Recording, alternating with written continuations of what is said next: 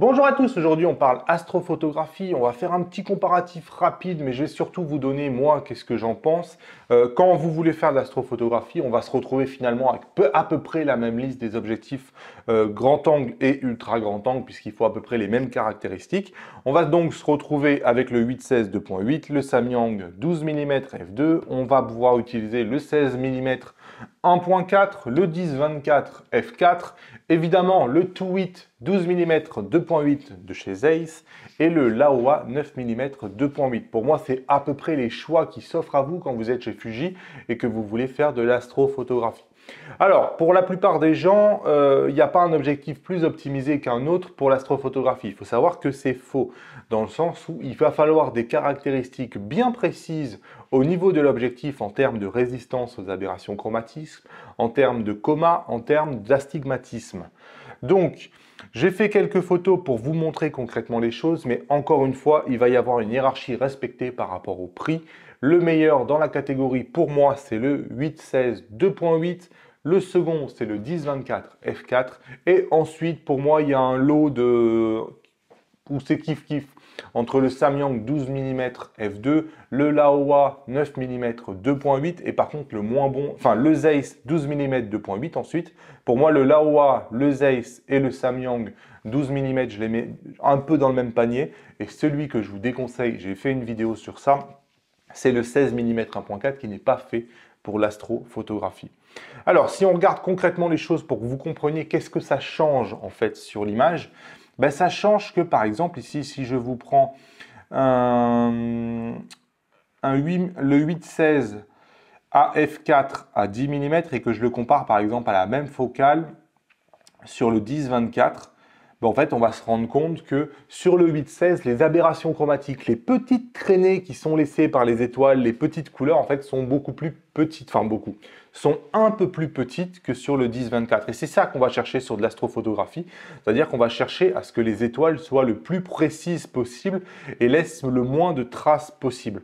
Et ici, c'est exactement ça. Si je prends, par exemple, vous voyez, cet ensemble d'étoiles-là, on a une traînée et on a une marque de l'étoile qui est plus petite sur le 8-16 que sur le 10-24 qui va laisser plus de traces. Donc, c'est exactement ça qu'on va chercher. Et la hiérarchie va se créer par rapport à ça. Si je prends la même image produite avec le Samyang 12 mm, mais on aura à peu près le même genre de résultat avec le Zeiss 12 mm ou avec le Laowa 9 mm. Alors, je sais... On n'a pas tout à fait la même chose. Il y en a certains qui vont me reprendre dans les commentaires. Mais enfin, pour moi, on est à peu près dans le même lot. On a des choses qui sont parfois un peu moyennes. On voit ici cette étoile qui, on dirait qu'elle a explosé dans le ciel et qu'elle a laissé une traînée. Donc ça, c'est je suis sur le Samyang à f2. Hein. Donc à la pleine ouverture, on va avoir des comètes assez régulièrement. On va avoir aussi des aberrations chromatiques parfois un peu, comme ici. Voilà, c'est le genre de choses qu'on va retrouver alors qu'on ne les trouvait pas sur les objectifs un peu plus haut de gamme qui justement sont étudiés pour être optimisés par rapport à ça. On va trouver ici un peu, il faut vraiment zoomer beaucoup, mais on va trouver comme cette explosion avec un point ici qui laisse une explosion des deux côtés. Je ne sais pas c'est quoi le terme scientifique pour ça, mais c'est exactement ce qu'on va... Alors sur le Samyang, ça reste suffisamment petit pour que ça soit acceptable quand on regarde la photo normalement.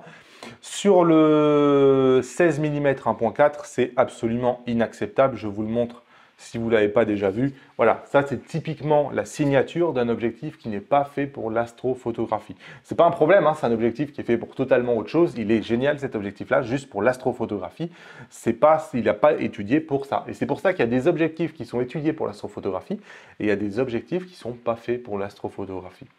Alors, en conclusion de cette vidéo, si vous faites de l'astrophotographie, que vous voulez le meilleur des meilleurs objectifs, pour moi, c'est le 8-16 mm f2.8.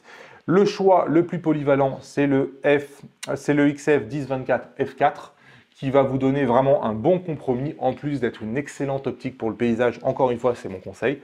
Et le Samyang, si vous voulez juste vous amuser en astrophotographie, et que vous n'avez pas de volonté de faire une image de professionnel incroyable sans le moindre défaut sur les coins où vous allez zoomer à 100% pour savoir la taille de la déformation de l'astigmatisme, bah le Samyang, je trouve, il fait plutôt du bon boulot. Hein.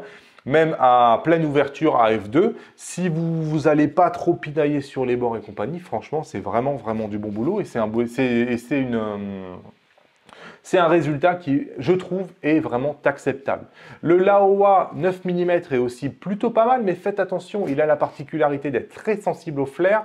Il ne faut vraiment pas qu'il y ait la lune dans un coin, etc. Il faut vraiment que vous soyez dans le noir complet ou même un lampadaire. Ça va tout de suite vous poser énormément de problèmes sur le Laowa. Et faites attention surtout, il a un vignetage à la pleine ouverture qui est extrêmement prononcé et qui, quand on fait des photos de voie lactée, va pas forcément être de très bon genre.